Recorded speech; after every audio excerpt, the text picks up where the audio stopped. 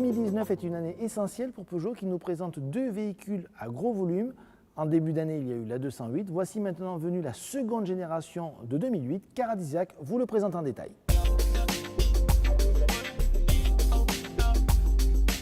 Le 2008 actuel était une sorte de break surélevé. Le nouveau est un vrai SUV. Comprenez par là qu'on retrouve un capot très horizontal, une calandre verticale. Il y a également des points de ressemblance avec d'autres modèles de la marque, comme par exemple les feux de jour verticaux, identiques à ceux de la 208 ou de la 508. Mais bien sûr, ce 2008 a des spécificités au niveau de son design, comme par exemple des formes de triangle qui apparaissent sur les portes avant, arrière, mais également la poupe du véhicule.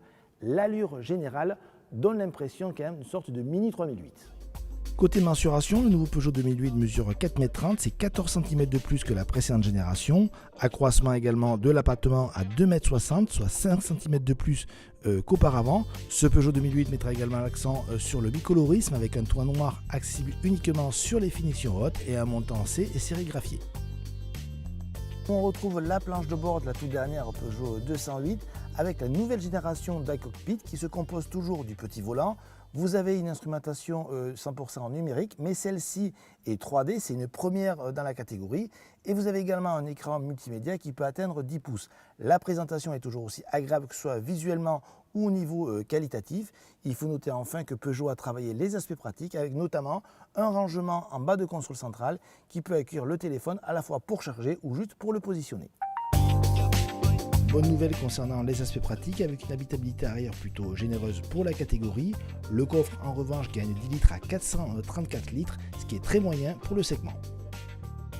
Les équipements du Peugeot 2008 seront identiques à celui de la 208 à deux différences près. La présence d'un toit ouvrant panoramique mais également de la sonorisation focale.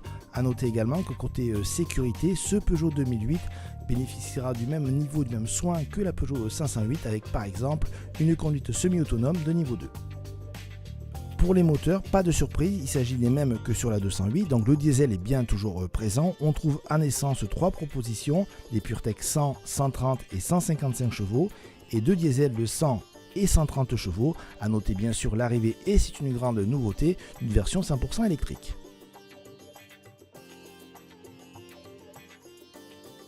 Avec son allure de 3008 en réduction, sa planche de bord identique à celle de la 208 avec son instrumentation numérique 3D inédite, ses aspects pratiques améliorés et son inédite version 100% électrique, le Peugeot 2008 a toutes les cartes en main pour s'imposer comme la référence de la catégorie.